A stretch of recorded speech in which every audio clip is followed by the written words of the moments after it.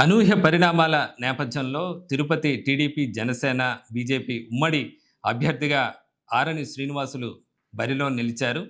ఎక్కడ నెగ్గాలో కాదు, ఎక్కడ తగ్గాలో తెలిసినవాడే గొప్పవాడన్న పవన్ కళ్యాణ్ డైలాగును గుర్తు చేస్తూ తనను వ్యతిరేకించే వారి పట్ల తగ్గుతూ, వారి మద్దతు నెగ్గుతూ వస్తున్నారు.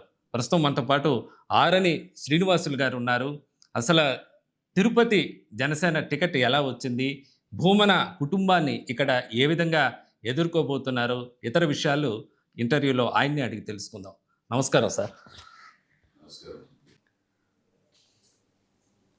పుట్టినప్పటి నుంచి కూడా డిగ్రీ వరకు చదువుకొని డిగ్రీ కంప్లీట్ చేసుకొని ఆ తర్వాత వ్యాపారంగా కాంట్రాక్టర్గా ప్రజల్లోకి రావడం, ఆ తర్వాత రాజకీయంగా కూడా సర్పంచ్ నుంచి ఎంపీపీగా, జెడ్పీటీసీగా 3 పార్టీలలో అంటే ప్రజారాజ్యం పార్టీలో జిల్లా అధ్యక్షుడిగా, తెలుగుదేశం పార్టీలో జిల్లా అధ్యక్షుడిగా, వైసీపీ పార్టీలో జిల్లా అధ్యక్షుడిగా, చిత్తూరు ఉమ్మడి జిల్లాలో అపూర్వ అనుభవంతో ఎమ్మెల్యేగా కూడా గెలిచి 2019 నుంచి 2024 వరకు ఎమ్మెల్యేగా గెలిచి ఈ ఎమ్మెల్యేగా చిత్తూరు నియోజకవర్గంలో చిత్తూరు జిల్లా ప్రజలకు, చిత్తూరు నియోజకవర్గ ప్రజలకు అందుబాటులో ఉండి వాళ్ళ మన్ననలు పొంది ఇటు రాజకీయము అటు వ్యాపారము ఎమ్మెల్యే వరకు ఎదిగాను. ఇప్పుడు ఏడుకొండల వెంకటేశ్వర స్వామి ఆశీస్సులతో, జనసేన అధినేత పవన్ కళ్యాణ్ ఆశీస్సులతో తిరుపతి పట్టణ పుణ్యక్షేత్రకు ఎమ్మెల్యేగా వచ్చింది అనేసి అదృష్టంగా భావిస్తున్నాను. అదేవిధంగా కాంట్రాక్టర్గా కూడా అంచెలంచెలుగా ఏ శ్రీనివాసులు అటు కంపెనీ, మరలా జేఎంసీ కన్స్ట్రక్షన్స్ ప్రైవేట్ లిమిటెడ్ అని అంచెలంచెలుగా ఈ 45 సంవత్సరాలు కాంట్రాక్ట్ వృత్తి కూడా కొనసాగిస్తూ ఇటు వ్యాపారం అటు రాజకీయం రెండూ చేసుకుంటూ ముందుకు వెళ్తున్నాననేసి కూడా తెలియజేస్తున్నా. అంటే మీరు 2009లో ప్రజారాజ్యం తరపున చిత్తూరు ఎమ్మెల్యేగా పోటీ చేశారు. అయితే ఆ తర్వాత విలీనం నేపథ్యంలో తర్వాత మళ్ళీ టీడీపీలో చేరారు. 2014లో మీకు ఎమ్మెల్యే టికెట్ ఎందుకు దక్కలేదు? వైసీపీలో ఎందుకు చేరాల్సి వచ్చింది? 2009లో, అంతకుముందే 2004లోనే తెలుగుదేశం పార్టీలో నా అభ్యర్థిత్వాన్ని చిత్తూరు ఎమ్మెల్యేగా అనౌన్స్ చేశారు తెలుగుదేశం పార్టీ అధినేత నారా చంద్రబాబు నాయుడు గారు. కొన్ని కారణాల వల్ల మా బ్రదర్, మా చిన్నాన్న కొడుకు ఏఎస్ మనోహర్ 2 సార్లు ఇదైతే 3వసారి నెగ్గాలనే ఉద్దేశంతో నేను తగ్గి, ఇందాక పవన్ కళ్యాణ్ గారు చెప్పినట్టుగా ఎక్కడ తగ్గాలో అక్కడ తగ్గుతాను, ఎక్కడ లేయాలో అక్కడ లేచి వెళ్ళే మార్గంలో అప్పుడు నేను తగ్గి మా బ్రదర్ ఏఎస్ మనోహర్ని 2004లో గెలిపించుకోవడం జరిగింది. అదేవిధంగా 2009లో ప్రజారాజ్యం పార్టీలో ఎమ్మెల్యేగా కంటెస్ట్ చేశాను. నేనే గెలిచాను ఆ రోజు. కొన్ని దుష్ట శక్తులు రెండోసారి కూడా కాంగ్రెస్ పార్టీ వైఎస్ రాజశేఖర రెడ్డి ముఖ్యమంత్రిగా గెలుపొందాడు. పోస్టల్ బ్యాలెట్ పేపర్ని ఇన్వాలిడ్ చేసి కాంగ్రెస్ పార్టీ అప్పుడున్న ఎమ్మెల్యే డిక్లేర్ చేసుకోవడం జరిగింది. 2014లో ఎమ్మెల్యేగా కంటెస్ట్ చేశాను. లాస్ట్ మినిట్లో వైఎస్ఆర్ కాంగ్రెస్ పార్టీలో అవకాశం ఇచ్చారు. టైం లేక కొన్ని కారణాలతో ఒక ప్రత్యర్థి మాతో కలవడంతో ఆ ప్రత్యర్థి తో మనం ఓడిపోవాల్సి వచ్చింది కూడా తెలియజేసుకుంటూ, అదేవిధంగా 2019లో అత్యధిక మెజారిటీతో 43,000 ఓట్లతో ఎమ్మెల్యేగా గెలుపొందాను చిత్తూరు నియోజకవర్గంలో. స్వాతంత్రం వచ్చినప్పటి నుంచి ఇంతవరకు చిత్తూరు నియోజకవర్గంలో 43,000 ఓట్లు వచ్చిన ఏకైక ఎమ్మెల్యే నేను అనేసి ఈ సందర్భంగా తెలియజేస్తున్నా. సార్, అంటే లాస్ట్ ఎన్నికలు అంత ఘన విజయం సాధించారు. అలాగే రాయలసీమలో మొత్తం చూసుకుంటే కూడా బలిజ కాపు ఏకైక అభ్యర్థి కూడా మీరు ఆ పార్టీ తరపున, వైసీపీ తరపున మీరే. మరి మీరు పెద్ద వివాదాస్పద వ్యక్తి కూడా కాదు. మరి అలాంటప్పుడు మీకు ఇప్పుడు అంటే 2024కు సంబంధించి వైసీపీ నుంచి ఎమ్మెల్యే టికెట్ ఎందుకు రాలేదు? ఆ తర్వాత మిమ్మల్ని ఒకవేళ టికెట్ రాకపోతే రాజ్యసభకు పంపిస్తారన్న ప్రచారం కూడా జరిగింది. మరి అది కూడా ఎందుకు జరగలేదు? ఎందుకు జనసేనలోకి రావాల్సొచ్చింది? ఇది వైఎస్ఆర్ కాంగ్రెస్ పార్టీ ముఖ్యమంత్రి జగన్మోహన్ రెడ్డికి అడగాల్సిన ప్రశ్న ఇది. మీరు అడుగుతున్నారు కాబట్టి నేను చెప్తున్నా. 2014లో ఎమ్మెల్యేగా గెలవలేకపోయాను. 19లో ఎమ్మెల్యేగా గెలిచాను. గెలిచిన తర్వాత 2023 నవంబర్లో బస్ యాత్ర పెట్టి నువ్వు ఎమ్మెల్యే అని చెప్పడం జరిగింది. నువ్వే ఎమ్మెల్యేని ఆ బస్ యాత్రలో ప్రజావేదికలో సాక్షాత్తు జిల్లా మంత్రులు, రాష్ట్ర మంత్రులు, డిప్యూటీ సీఎంలు అనౌన్స్ చేయడం జరిగింది. ఆ తర్వాత సర్వే రిపోర్ట్లంతా ఇచ్చి డిసెంబర్లో 36,000 ఓట్లతో పైచిలుకుతో నువ్వు గెలుస్తున్నావు. నీకు కొంత డిస్టర్బెన్స్ ఉంది, అది తగ్గితే ఇంకా 10,000 ఓట్లు వస్తుంది, నువ్వు అత్యధిక మెజార్టీతో గెలుస్తావు అని చెప్పడం జరిగింది. ఓకే, మంచిదని చెప్పి నా పని నేను చేసుకుంటా పోతున్నాను. మళ్ళా అకస్మాత్తుగా జనవరిలో పిలిచి నిన్ను రాజ్యసభకు పంపిస్తాను, ఆ రాజ్యసభకు కూడా ఇప్పుడే పంపిస్తాను, మార్చి లోపల ఎలక్షన్ జరుగుతాయి, నీకు రాజ్యసభ ఇచ్చి నిన్ను రాయలసీమ, నెల్లూరు, ప్రకాశం 6 జిల్లాలలో, రాష్ట్రంలో 13 జిల్లాలలో కూడా కాపులకు ఇంతవరకు రాజ్యసభ టికెట్ ఇవ్వలేదు, నీకు ఇస్తానని నమ్మబలికి స్వయాన ముఖ్యమంత్రి పిలిపించి ఒప్పించి చెప్పడం జరిగింది. అది నేను రాజ్యసభ ఆశించడం లేదు. నాకు తెలియదు రాజ్యసభ గురించి నేను పోతానని. ఆయనే ముఖ్యమంత్రి చెప్పాడు, నిన్ను పెట్టుకొని ప్రతి జిల్లాలో మీటింగ్లో నీతో కూడా అనౌన్స్ చేస్తాను, నిన్ను పెట్టుకొని బలిజలు, కాపుల ఓట్లు పార్టీకి తీసుకుంటానని నమ్మజెప్పాడు. ఆఖరికి మళ్ళీ 20-25 రోజుల్లో వాళ్ళ సామాజిక వర్గానికే ఆ సీటు కూడా ఇప్పించుకోవడం కూడా జరిగింది. ఇది ప్రజలకంతా తెలిసింది అనేసి కూడా తెలియజేస్తున్నా. సార్, ఇక్కడ మీరు ప్రస్తుతం చిత్తూరు ఎమ్మెల్యేగా ఉన్నారు.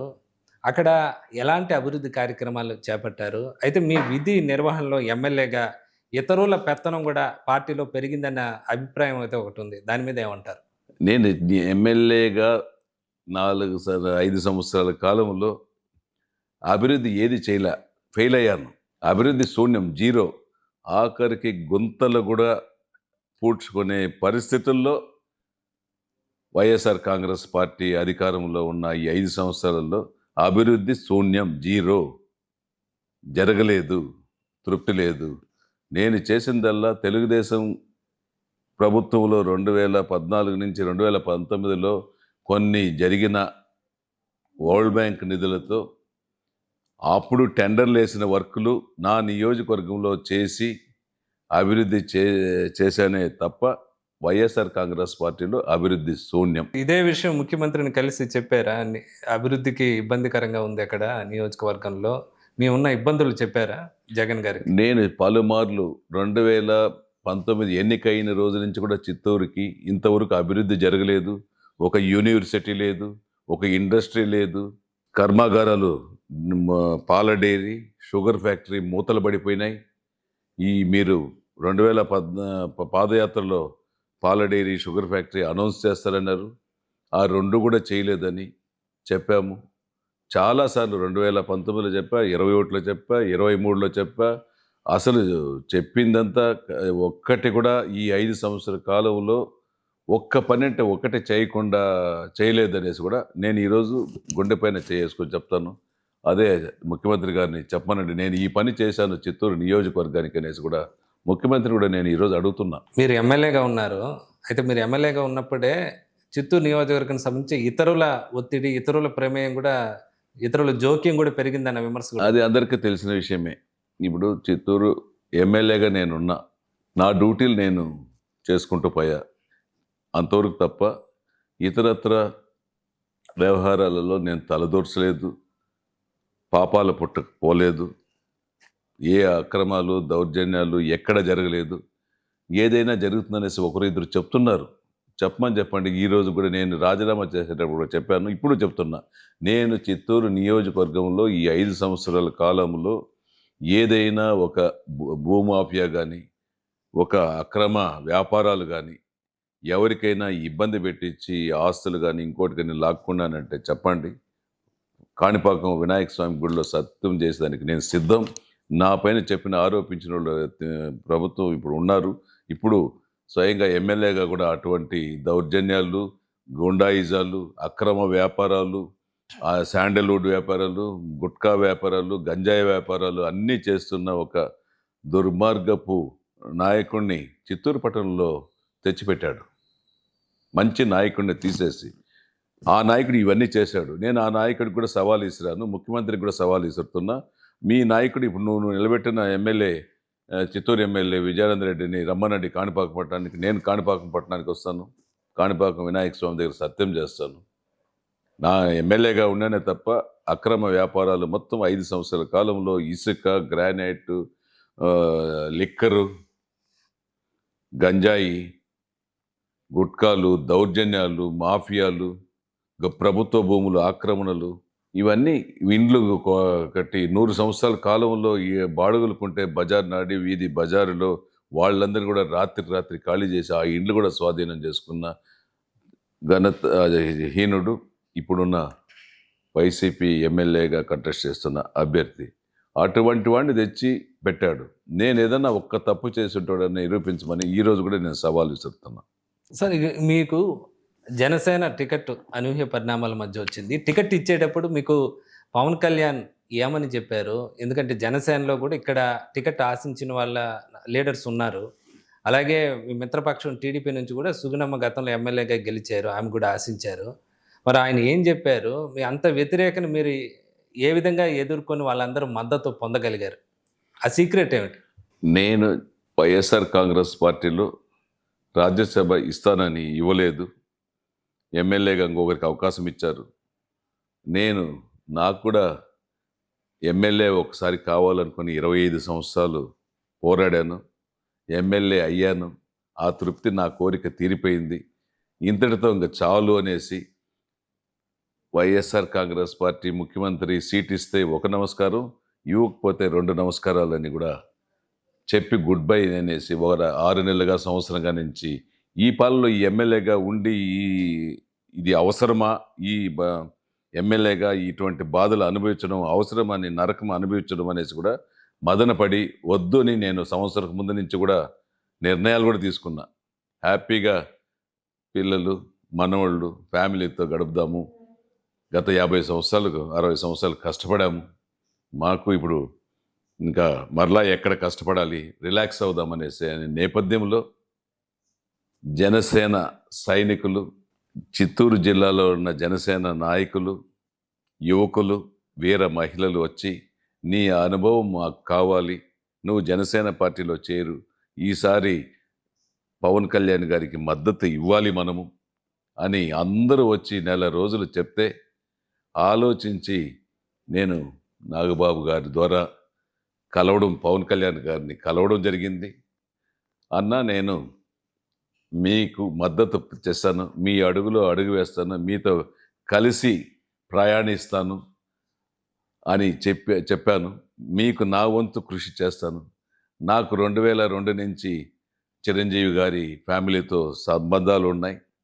మీకు కూడా తెలుసు, 2008 నుంచి మీతో చాలాసార్లు కలిశానన్నా అని చెప్పడం జరిగింది. మీకు నా వంతు సహకారం చేస్తానని మాత్రం నేను పార్టీలో చేరనేది తప్ప పదవి ఆశించాలి, మళ్ళీ ఎమ్మెల్యే కావాలని నేను పవన్ కళ్యాణ్ గారిని కోరలేదు. ఏదో భగవంతుడు ఏడుకొండల వెంకటేశ్వర స్వామి ఆశీస్సులు, జనసేన అధినేత పవన్ కళ్యాణ్ గారి ఆశీస్సులతో తిరుపతి పుణ్యక్షేత్రంలో వెంకటేశ్వర స్వామి పాదాల కింద ఈ శ్రీనివాసులకు అవకాశము వెంకటేశ్వర స్వామి, పవన్ కళ్యాణ్ గారు ఇచ్చారు. ఇంత తప్ప నేను ఇంకొకరి కోసం వచ్చి ఇక్కడ ఇంకొకరికి ఇబ్బంది పెట్టాలా, ఇంకొకరికి చేయాలనేసి నేను చేయలేదు. ఏదో భగవంతుడి దయతో వచ్చింది. తిరుపతి పట్టణ ప్రజలకు, చిత్తూరు జిల్లాలో నాకు 40 ఏళ్ళ అపూర్వ రాజకీయ అనుభవం ఉంది. దాన్ని అన్నిటిని కూడా ఉపయోగించి తిరుపతి పట్టణంలోని ప్రజలకు, తిరుపతి తిరుమల దేవస్థానంలో ఉన్న వెంకటేశ్వర స్వామి భక్తులకు, ఉద్యోగులకు, వచ్చిపోయే మొక్కులు తీర్చే భక్తులకు ఎటువంటి ఇబ్బందులు లేకుండా చేయాలనేసి ఒక దృఢ సంకల్పంతో భగవంతుడు ఈ అవకాశం కల్పించారు. పవన్ కళ్యాణ్ గారికి నమస్కారాలు మరి తెలియజేస్తున్నాను. ఇక్కడ ఉన్న నాయకులు ఇటు జనసేన ఇక్కడ టికెట్ ఆశించిన వాళ్ళు కానీ టీడీపీ సుగుణమ్మ గారు మొదట్లో వ్యతిరేకించారు కానీ వాళ్ళ మద్దతు ఏ విధంగా పొందగలిగారు? సీక్రెట్ ఏమిటి? ఇప్పుడు పవన్ కళ్యాణ్ డైలాగ్ చెప్పినట్లే తగ్గుతూ వెళ్ళి వాళ్ళ మద్దతు నెగ్గారని భావించవచ్చా? ఉన్నారు. ఇప్పుడు తెలుగుదేశం పార్టీలో, జనసేన పార్టీలో, బీజేపీ పార్టీలో అన్ని 3 పార్టీలు కూటమిగా ఏర్పడ్డాయి. 3 పార్టీల్లో ఆశావహులు ఉన్నారు, తప్పులేదు. నేను కూడా 2004 నుంచి నేను కూడా ఆశావహుడే. 2004లో టికెట్ వచ్చింది, 2009లో కంటెస్ట్ చేశాను, 2014లో టికెట్ రాలేదు. ఇంకొక పార్టీ నువ్వు గెలుస్తావని జగన్మోహన్ రెడ్డి పిలిపించుకున్నాడు లాస్ట్లో. నువ్వే గెలుస్తావు, నువ్వు రానాడు.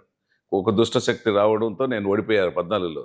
లేదంటే 2004లో ఎమ్మెల్యేని, 2009లో ఓడి గెలిచాను, 2014లో గెలిచేవాడిని, 2019లో గెలిచేవాడిని. ఇప్పుడు 2024లో 5వసారి ఎమ్మెల్యే అయ్యేవాడిని. రాయలసీమలో ఇక్కడ పెద్దలు కీర్తిశేషులు ఆదికేశవులు నాయుడు తరువాత, చదలవాడ కృష్ణమూర్తి గారి తరువాత మేము కూడా ఇక్కడ జిల్లాలో ఒక ప్రముఖ కాంట్రాక్టర్గా, ప్రముఖ రాజకీయ నాయకుడిగా ఎదిగాము. అంటే మీరు మీరు నాకు ఒక అపూర్వ అనుభవం ఉంది. దాంతో నేను రాజకీయాల్లో కొనసాగుతున్నా. అంటే మీరు నాన్ లోకల్ అని చెప్పిన ఆరోపించిన వాళ్ళే ఇప్పుడు మీ మద్దతు పలుకుతున్నారు. సుగుణమ్మ గారు కంట తడి పెట్టారు. ఇప్పుడు మీతో పాటే ప్రచారం కూడా చేస్తున్నారు. ఎట్లా ఈ మద్దతు అంతా పొందగలిగారు? కొద్ది సహజం. టికెట్ ఆశావహులు తెలుగుదేశం పార్టీలో, జనసేన పార్టీలో, బీజేపీ పార్టీలో ఆశావహులు ఉన్నారు. వాళ్ళందరూ కూడా తిరుపతి నియోజకవర్గంలో కష్టపడుతున్నారు. వాళ్ళకి అవకాశం రాలేదు. వాళ్ళకి ఆ బాధ ఉంది, లేదనడం లేదు. వాళ్ళకు కూడా మా పార్టీ అధినేతలు చంద్రబాబు నాయుడు గారు కానీ, పవన్ కళ్యాణ్ గారు కానీ వాళ్ళకు కూడా సముచిత స్థానం కల్పిస్తాడు. ఇక్కడ లోకల్, నాన్ లోకల్ అనే ప్రశ్న, నేను ఈ జిల్లా వాసి. ఈ జిల్లాలో ఇదొక నియోజకవర్గం మాత్రమే. నేను వేరే జిల్లాలో నుంచి, వేరే రాష్ట్రంలో నుంచి రాలేదు. ఈ జిల్లాలో నాకు అపూర్వ అనుభవం ఉంది. ఈ నియోజకవర్గంలో నాకు సొంత ఇల్లు ఉంది, వ్యాపారాలు ఉంది, కాంట్రాక్ట్ ఉన్నాయి, అన్నీ ఉన్నాయి. నేను ఇక్కడ సుపరిచితుడిని. చిత్తూరు జిల్లాలో ఉన్న బంధువులు, స్నేహితులు మొత్తం ఒక రకం మిడిల్ క్లాస్ నుంచి ఇక్కడ స్థిరపడారు. మిడిల్ క్లాస్ అబోవ్ అంతా బెంగళూరు, చెన్నై, హైదరాబాద్ స్థిరపడారు. బంధుత్వాలు ఉన్నాయి, అనుభవాలు ఉన్నాయి. ఇక్కడ 2094 నుంచి నేను ఇక్కడ ఎలక్షన్ చేస్తున్నా. చదలవాడ కృష్ణమూర్తి గారికి 94లో కాంగ్రెస్ పార్టీలో కాళహస్తిలో వస్తే నేను వచ్చి ప్రచారం చేశాను. 1994. 2020లో శంకరెడ్డి మున్సిపల్ ఎలక్షన్కు పనిచేశాను. 2024లో స్వర్గీయ వెంకటరమణ గారికి నేను పనిచేశాను అక్కడ వచ్చి. ఇట్లా 2024 నుంచి 2023 వరకు అన్ని ఎలక్షన్లలో కూడా భాగస్వామి అయ్యాను తిరుపతిలో. నేను ఈ జిల్లా వాసి, నేను లోకల్, నాన్ లోకల్ కాదు. ఇప్పుడున్న ఎమ్మెల్యేలు తిరుపతిలో 5-6 మంది ఎమ్మెల్యేలు అంతా వేరే జిల్లాల నుంచి ఈడొచ్చి ఎమ్మెల్యే అయ్యారే తప్ప నేను కాలేదు అనేసి. నేను ఈ జిల్లా వాసినే, ఈ జిల్లాలో ఇక్కడ స్థిరపడానని, తిరుపతిలో స్థిరపడి ఉన్నానని కూడా నా మనస్సాక్షి నాకు చెప్తుంది. ప్రజలకు తెలుసు. కొంతమంది ఆశావహులు చెప్తున్నారు, వాళ్ళని కూడా కలుపుకొని పోతా, వాళ్ళకు కూడా న్యాయం చేస్తా. మా అధినేతలతో కలిపి వాళ్ళకు కూడా ఏం చేయాలో చేసే బాధ్యత కూడా నాకుంది, చేస్తాననేసి కూడా తెలియజేస్తున్నాను. సరే, ఇక మీ ప్రత్యర్థి ఇక్కడ మీ ప్రత్యర్థి విషయానికి వస్తే, మీరు భూమన కుటుంబంతో తలపడబోతున్నారు. భూమన కరుణాకర్ రెడ్డి ప్రస్తుతం మీ సహచార ఎమ్మెల్యే కూడా. ప్రస్తుతం మీరు చిత్తూరు ఎమ్మెల్యేగా ఉంటే ఆయన తిరుపతి ఎమ్మెల్యేగా ఉన్నారు. ఇంకా ఆయన కుమారుడు మీకు ప్రత్యర్థిగా ఉన్నారు, డిప్యూటీ మేయర్గా ఉన్నారు. తాను తిరుపతిలో 20 కొత్త రోడ్లు వేశాను, కనివిని రీతిలో అభివృద్ధి చేశాను, నేను కొత్త సాఫ్ట్వేర్ తిరుపతికి అని చెప్పి ఆయన ముందుకు ఎన్నికల ప్రచారంలోకి వెళ్తున్నారు. మరి ఆయన ఏ విధంగా ఎదుర్కొంటారో మనం చూస్తున్నాం. లాస్ట్ ఎన్నికల్లో కూడా టీడీపీ వైసీపీ మధ్య ఘర్షణ పూరిత వాతావరణం నెలకొంది. మరి ఈ వాతావరణం కూడా ఈసారి కూడా ఉండే అవకాశం ఉంది. మరి ఏ విధంగా ఎదుర్కోబోతున్నారు? ఎలాంటి ప్రణాళికలతో ముందుకెళ్తున్నారు?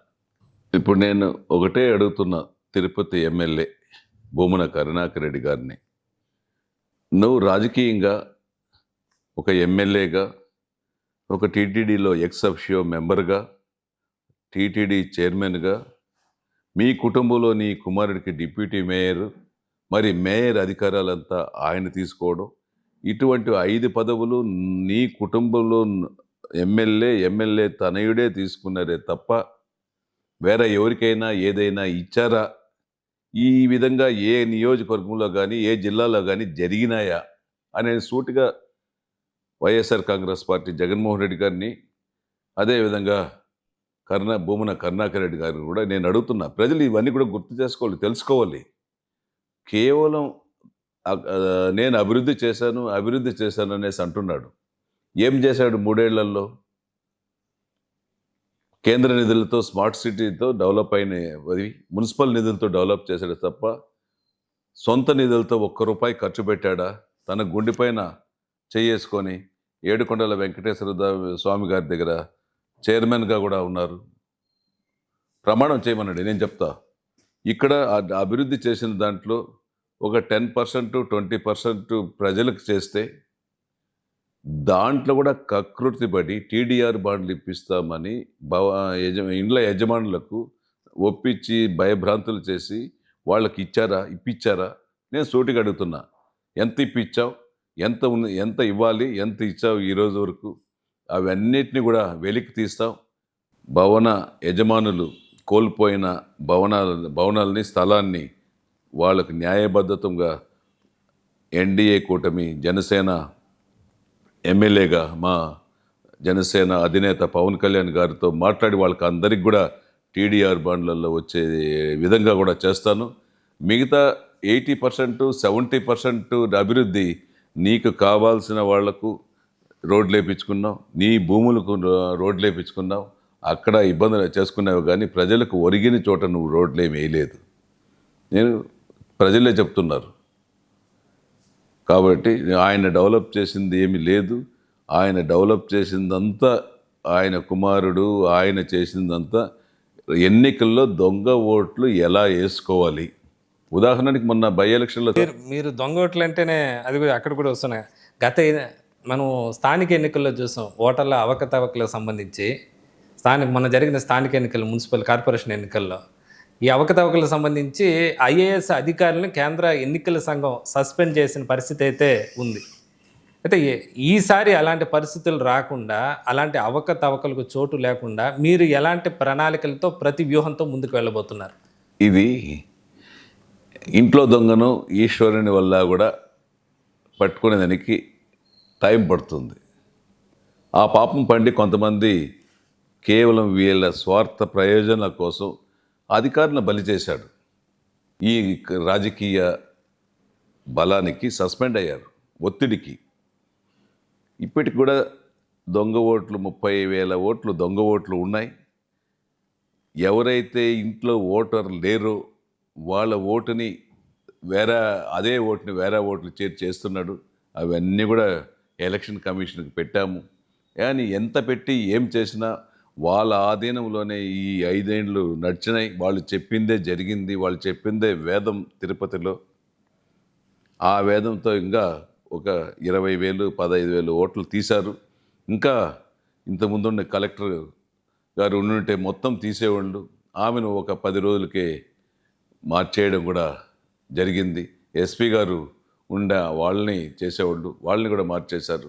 ఇటువంటి దౌర్భాగ్య రాజకీయాలకు అధికారులు బలి చాలా అవస్థలు కూడా పడ్డారు. నేను అధికారులు కూడా కోరుకుంటున్నా, మీ మనస్సాక్షికి మీరు మీ డ్యూటీ, మీ విధులు చేయండి. ఈ దొంగ ఓట్లను అరికట్టండి. మేము రేపు ఎలక్షన్లో పట్టిస్తున్నాం. ఎవరైతే దొంగ ఓటు ఎత్తుకొనేసి వస్తాడో, ఫేక్ ఓటర్ ఐడి తెస్తాడో, ఆధార్ కార్డుతో సహా మాకు ఐడియా ఉన్నాయి ఈ దొంగ ఓట్లను ఎలా తీయాలనేసి. వాళ్ళ అధికారాన్ని అడ్డం పెట్టుకుని ఎలక్షన్ కమిషన్లో తీయలేకుండా వదిలేశారు. 30,000 ఓట్లున్నాయి.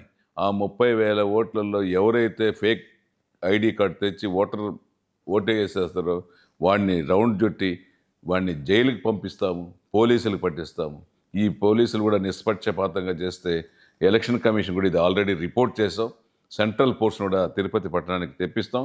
ఉదాహరణకి ఇక్కడ అక్రమాలు, దౌర్జన్యాలు, అధికారులు సస్పెండ్ అయ్యారు అనే గుర్తు చేసి మరీ సెంట్రల్ సపోర్ట్ తీసుకొని, సెంట్రల్ పోలీస్ బలగాలు తెప్పించుకొని నిష్పక్షపాతంగా ఎవరికైతే ఓట్లున్నాయో ఓట్లేసే వ్యక్తులకే ఓట్లు వేయాలి. దొంగ ఓటు ఒకటి కూడా వేయనీయకుండా అరికడతామనేసి కూడా నేను ఈ సందర్భంగా తెలియజేస్తున్నా. సార్ ఈ ఎన్నికల నేపథ్యంలో వైసీపీలో కొన్ని కీలక పరిణామాలు చోటు చేసుకుంటున్నాయి. అన్నా రామచంద్ర యాదవ్ లాంటి బీసీ నాయకులు ఆ పార్టీని వదిలి బయటకు వెళ్తున్నారు. వాళ్ళకి సంబంధించిన కార్పొరేటర్లు కూడా రాజీనామాలు చేసిన పరిస్థితి అయితే ఉంది. మరోవైపు కొంతమంది బలిజ నాయకులు కూడా బయటకు వస్తున్న పరిస్థితి అయితే ఉంది. మరి వీళ్ళందరినీ కూడా వైసీపీ వ్యతిరేకులందరినీ మీరు జనసేనలోకి ఆహ్వానిస్తారా? వాళ్ళని కలుపుకొని ఎలక్షన్కి వెళ్ళే అవకాశం ఉంటుందా? ఇప్పుడు ఎవరిని వదలలేదండి ఈ ప్రభుత్వం. ఇక్కడ ఎమ్మెల్యే గారు ఓసీలు కానీ బీసీలు కానీ ఆఖరికి సొంత సామాజిక వర్గంలో ఉన్న వారిని కూడా వదలలేదు. వారు కూడా ఈరోజు 100% మంది సొంత సామాజిక వర్గం కూడా అసంతృప్తిలో ఉన్నారు. ఈ రాక్షస పాలన ఎప్పుడు పోతుంది, స్వేచ్ఛ ఎప్పుడు వస్తుందనేసి ఈ భగవంతుని సన్నిధిలో పుణ్యక్షేత్రంలో స్వేచ్ఛగా ఉండాలి అని సొంత ఎమ్మెల్యే సొంత సామాజిక వర్గం కూడా ఈరోజు బాధపడుతున్నారు. మాకు ఈ 20 రోజులు నెల రోజుల్లో తెలుస్తూ ఉంది ఇక్కడ పరిస్థితులు. ఈసారి మళ్ళా అతను గెలిస్తే తిరుపతిలో ఎవరు ఉండాల్సిన పని లేదు, ఆస్తులు మనకు దక్కవు, ఉండే ఆస్తులు కూడా పెరుక్కుంటారనే భావనతో ప్రజలు భయభ్రాంతులు అవుతున్నారు. బీసీలు ఓసీలు ఆయన సొంత సామాజిక వర్గం కూడా జనసేన తెలుగుదేశం బీజేపీ ప్రభుత్వంపై మొగ్గు చూపుతున్నారు. ఖచ్చితంగా రాబోయే రోజుల్లో ఎన్డీఏ అభ్యర్థిగా మన ఉమ్మడి కూటమి అభ్యర్థిగా ఆరణి శ్రీనివాసుల్ని గెలిపించుకుంటామనేసి కూడా తండోపతండాలుగా తెలియజేస్తున్నారు. సార్ ఫైనల్గా తిరుపతి అంటేనే వెంకటేశ్వర స్వామి గుర్తుకొస్తారు. ఇక్కడ టీటీడీ ఉద్యోగులకు సంబంధించి తాను ఎంతో మేలు చేశానని కరుణాకర్ రెడ్డి గారు చెప్తున్నారు. టీటీడీ చైర్మన్ గాను ఎమ్మెల్యే గాను క్షురకులకు కానీ కాంట్రాక్ట్ కార్మికులకి జీతాలు పెంచడం కానీ టీటీడీ ఉద్యోగులకు ఇళ్ల స్థలాలు ఇవ్వడం కానీ ఇవన్నీ చేశామని చెప్తున్నారు. మరి మీరు ఎమ్మెల్యేగా గెలిచాక ఒకవేళ మీ ఉమ్మడి ప్రభుత్వం అధికారంలోకి వస్తే టీటీడీ ఉద్యోగులకు ఇచ్చే మీరు హామీ ఏంటి? ఉద్యోగులకు కానీ కాంట్రాక్ట్ కార్మికులకు కానీ ఎలాంటి హామీలు ఇవ్వాలనుకుంటున్నారు, అమలు చేస్తారు? తిరుమల తిరుపతి దేవస్థానంలో పనిచేసే అధికారులు సిబ్బంది వాళ్ళ బాధలు నరకం చూస్తూ ఉన్నారు. ఆడ దేవుడి దగ్గర సేవ చేసుకుంటూ నరకం అనుభవిస్తున్నారు. చాలా బాధలు తెలియజేస్తున్నారు. ఉదాహరణకి చాలామంది వస్తున్నారు. చాలామంది వచ్చి మాకు ఇంత అన్యాయాలు జరుగుతోంది, 15-20 అసోసియేషన్ల వాళ్ళు వచ్చి కూడా మొత్తుకుంటున్నారు. మాకు తీరని అన్యాయం తిరుమల తిరుపతి దేవస్థానంలో మాకు జరుగుతూ ఉన్నాయి, మాకు జీవోలు ఇస్తారు, అది చేస్తారు, పంపించి మీకు చేస్తామని చెప్తున్నారు. జీవోలు వరకే పరిమితమైంది. ఆ జీవో కాపీ ఇక్కడే ఉంది, గవర్నమెంట్కి పంపలేదు అని ప్రూఫ్ చూపిస్తున్నారు. ఈ డేట్లో ఈ జీవో నెంబరు తిరుమల దేవస్థానంలో బోర్డు పాస్ అయింది, ఇది పంపకుండా చేస్తారు. ఈ విధంగా ప్రతి ఒక్క డిపార్ట్మెంట్లో 14-15 డిపార్ట్మెంట్లో పనిచేస్తుండే ఉద్యోగుల్ని తన గుప్పిట్లో ఎమ్మెల్యే అయిన టీటీడీ చైర్మన్ భూమన కరుణాకర్ గారు తన గుప్పిట్లో పెట్టుకొని రాబోయే ఎన్నికల్లో ఓట్లు వేసుకునేదానికి ఇండ్ల జాగాలు ఏర్పడే దగ్గర అక్కడ చాలా దూర ప్రాంతాల్లో ఇవ్వడం జరిగింది. అవన్నీ కూడా మాకు తృప్తిగా లేదు. మాకు తిరుపతి పరిసరాల్లో టీటీడీ భూములు ఉన్నాయి, డీకేటీ గవర్నమెంట్ భూములు ఉన్నాయి, వాటిలో ఇప్పించండి అని చెప్పడం కూడా జరుగుతోంది. ఉద్యోగులైతే తీవ్ర అసంతృప్తికి గురయ్యారు. రాబోయే రోజుల్లో వాళ్ళు కూడా మద్దతు జనసేన తెలుగుదేశం బీజేపీ పార్టీకి తెలియాలనేసి కూడా నిశ్చయం కూడా తీసుకున్నారు, మాకు చెప్తున్నారు అనేసి కూడా తెలియజేస్తున్నాం. Okay, thank you sir. I న్యూస్కు స్పెషల్ ఇంటర్వ్యూ ఇచ్చినందుకు. ఇది తిరుపతి జనసేన టీడీపీ బీజేపీ ఉమ్మడి అభ్యర్థి అరణి శ్రీనివాసులు గారితో ఐ న్యూస్ స్పెషల్ ఇంటర్వ్యూ. ప్రత్యర్థి ఎవరన్నది తాను చూడనని పవన్ కళ్యాణ్ సూచనల మేరకు అందరినీ కలుపుకుంటూ మిత్రపక్షాలందరితో కలిసి వెళ్ళి ఎన్నికల్లో విజయాన్ని సాధిస్తానని ధీమా వ్యక్తం చేస్తున్నారు. ఇది ఇవాల్టి ఇంటర్వ్యూ. కెమెరామెన్ రాజేష్తో వర్మ, ఐ న్యూస్, తిరుపతి.